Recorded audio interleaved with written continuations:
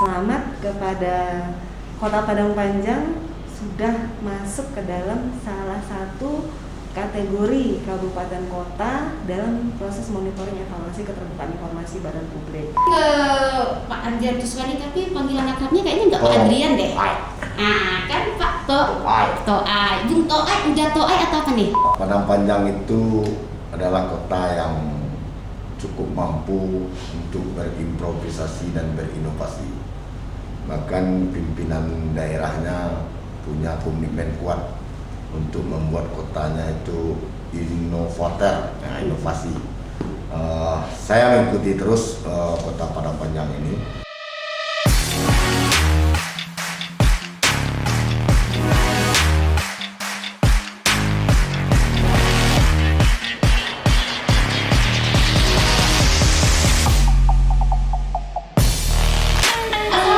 Warahmatullahi wabarakatuh. Halo pemirsa Padang Panjang TV, jumpa lagi di acara podcast Kominfo Corner. Kali ini bersama saya Miss Julai.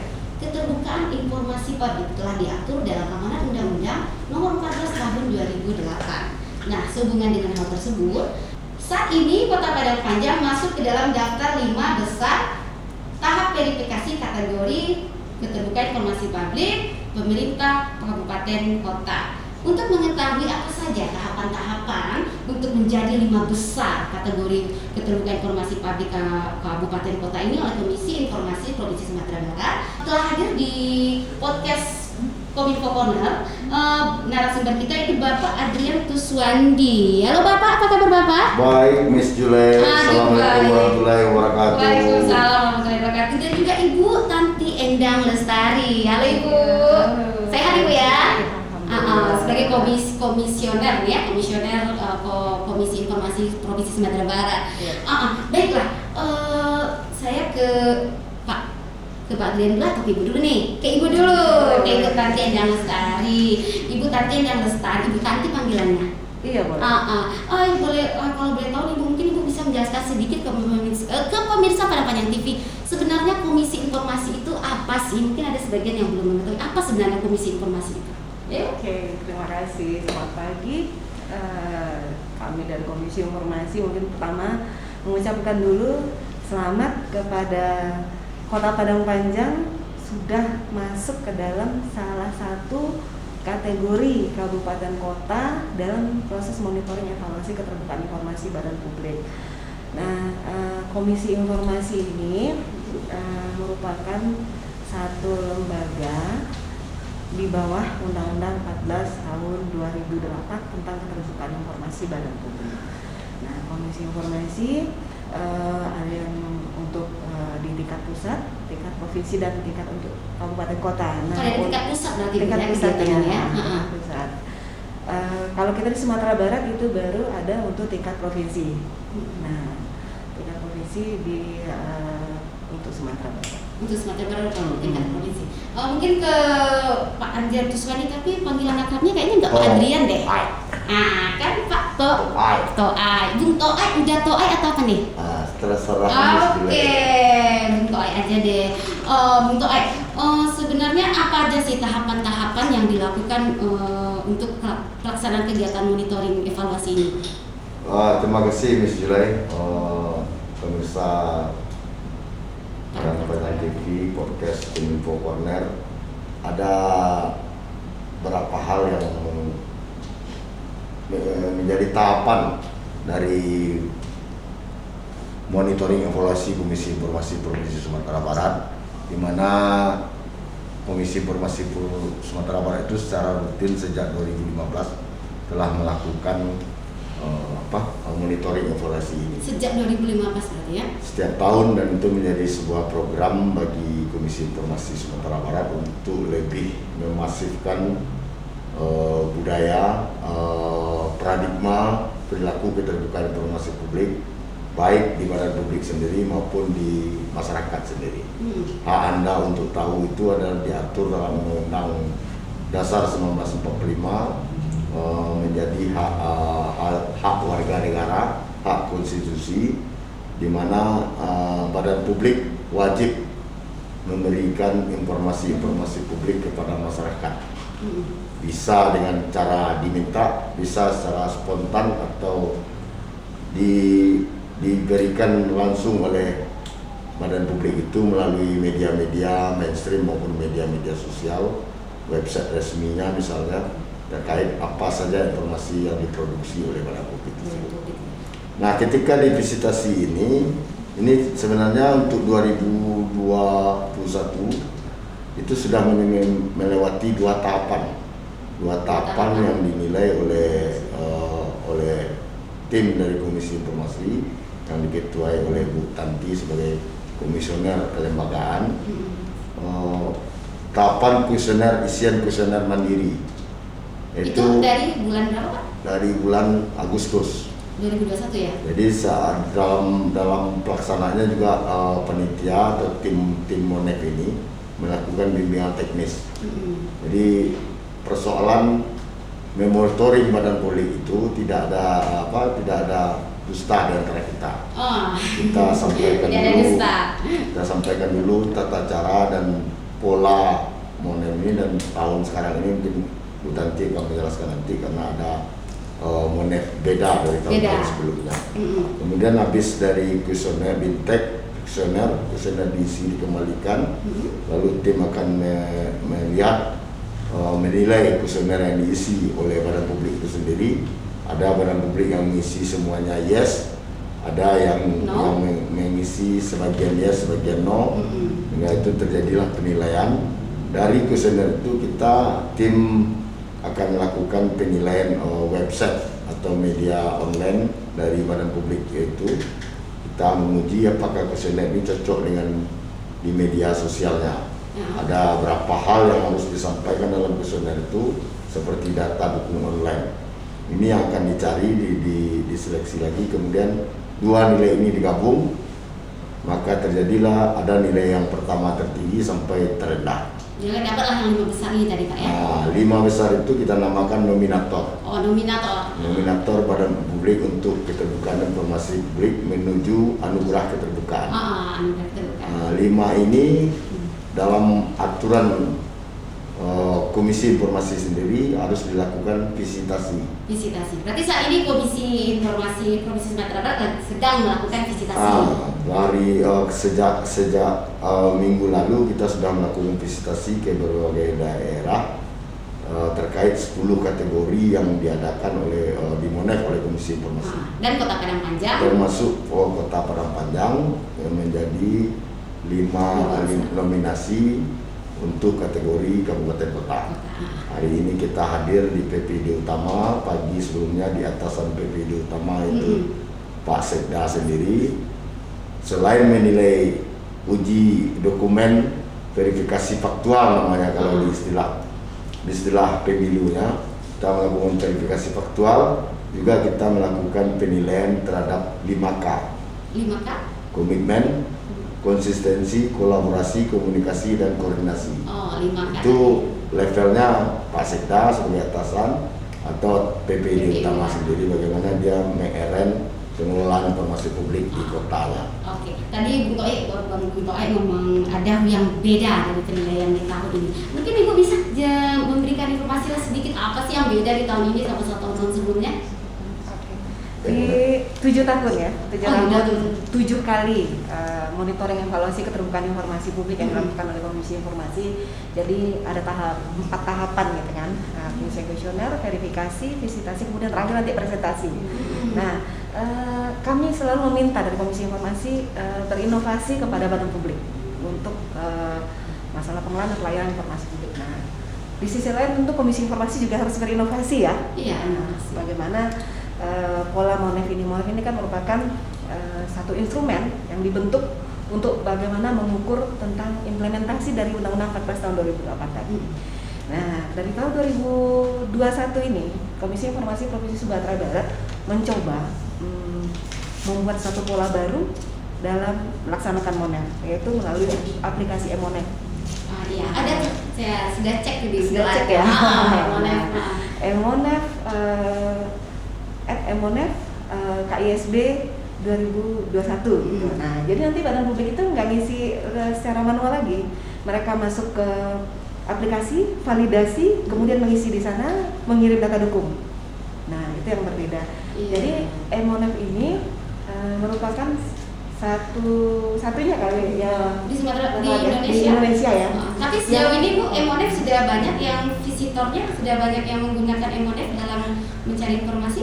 Nah, itu merupakan aplikasi untuk pengisian kuesioner yang hanya mungkin bisa diakses oleh badan publik yang melakukan validasi saja. Nah, itu merupakan salah satu-satunya mungkin untuk di Indonesia yang pelaksanaan MONEF, keterbukaan informasi di Komisi Informasi yang melalui aplikasi. Aplikasi ya, yang dibuat dan dikelola oleh Komisi Informasi sendiri. Iya, ya. Kalau yang di pusat itu kan memang, tapi kerjasama dengan pihak ketiga. Kami juga sempat berkonsultasi bagaimana kalau seandainya kerjasama dengan pihak ketiga, tapi agak sulit karena yang dinilai oleh Komisi Informasi Pusat itu kan kementerian. Kemudian kan kita di provinsi kita nilai itu nagari, kabupaten kota, sekolah yang ada di nagari gitu, yang di Sumatera Barat gitu. Itu melalui aplikasi MONEF sehingga memudahkan dalam pengukuran implementasi keterbukaan informasi. Kalau untuk Kota Padang Panjang sendiri nih, Bung Toy, kan ada penilaiannya nih. Sejauh ini gimana sih inovasi tadi yang bilang sama Ibu, kan ada inovasi itu Kota Padang Panjang sendiri bagaimana nih? Menurut pandangan Bung Toy sebagai Komisi Informasi Sumatera Barat. Ya, Miss Julai mengarahkan pertanyaannya untuk mendapatkan bocoran. Iya dong. Begini ya, Padang Panjang itu adalah kota yang cukup mampu untuk berimprovisasi dan berinovasi. Bahkan pimpinan daerahnya punya komitmen kuat untuk membuat kotanya itu inovator, inovasi. Saya mengikuti terus Kota Padang Panjang ini dan ternyata dari tahun ke tahun dia punya banyak inovasi,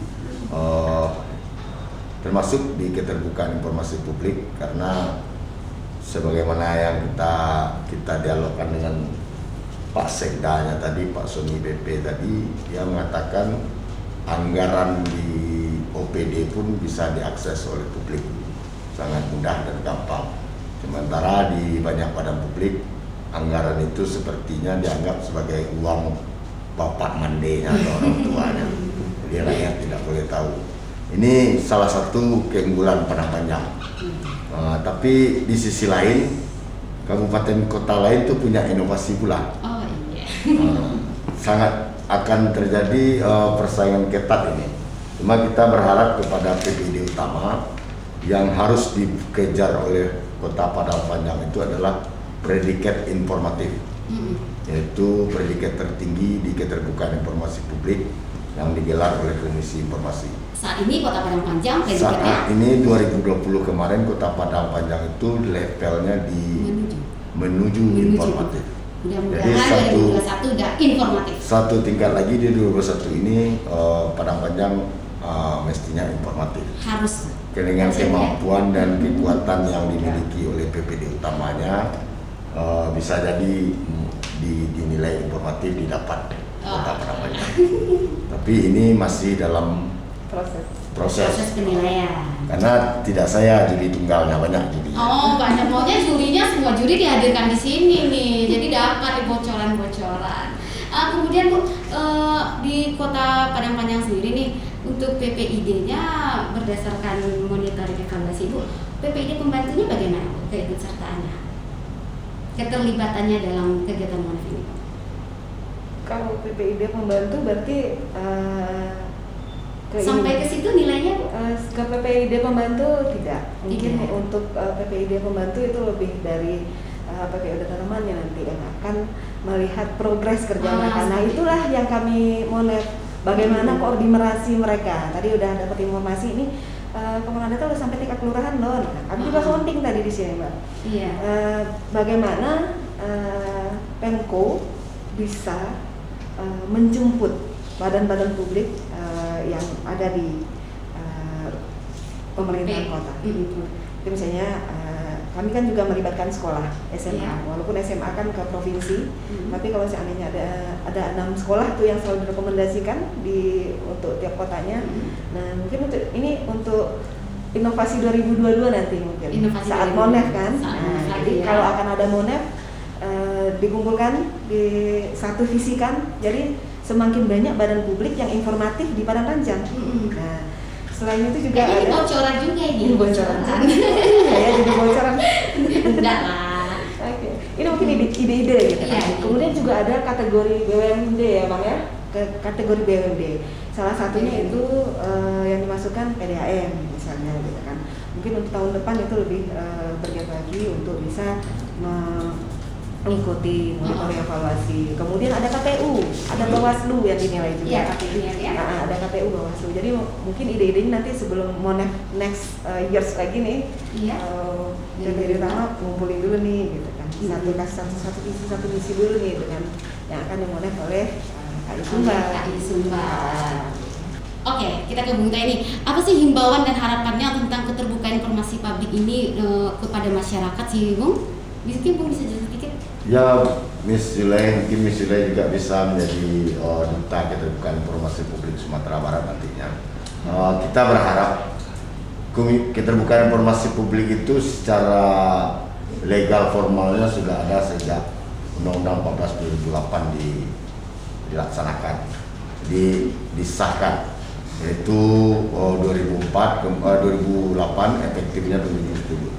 Lalu dalam prosesnya hadirlah Komisi Informasi. Komisi Informasi itu fungsinya yang utama sekali adalah memeriksa, memeriksa dan memutus sengketa informasi publik. Kami ini seperti hakim yang tidak bergabung dalam kekuasaan kehakiman. Cuma putusan kami bisa menjadi rujukan bagi pengadilan untuk membatalkan atau tidak membatalkan. Jadi dalam perkembangan selanjutnya kita tentu berharap badan publik itu harus siap dengan prinsip-prinsip keterbukaan informasi publik, karena era itu semakin maju, digitalisasi itu tidak bisa dihindari lagi. Maka keterbukaan informasi publik itu adalah kunci untuk menyatakan bahwa kami pemerintahan bersih, bertanggung jawab, kredibel dan transparansi. Maka pakailah dengan prinsip keterbukaan informasi publik. Tidak ada lagi ruang-ruang tertutup di badan publik, tapi semuanya terbuka dan semuanya bisa dipertanggungjawabkan. Tapi yang jelas Undang-Undang 14 2008 bukan sebuah kabar petakut bagi pemerintahan daerah atau badan publik lain, karena dia menjadi bagian dari penyekatan terhadap keinginan orang untuk bebas informasi. Karena terbuka belum tentu telanjang, melayani belum tentu memuaskan. Itu aja kuncinya. Iya, terbuka belum tentu telanjang, melayani belum tentu memuaskan.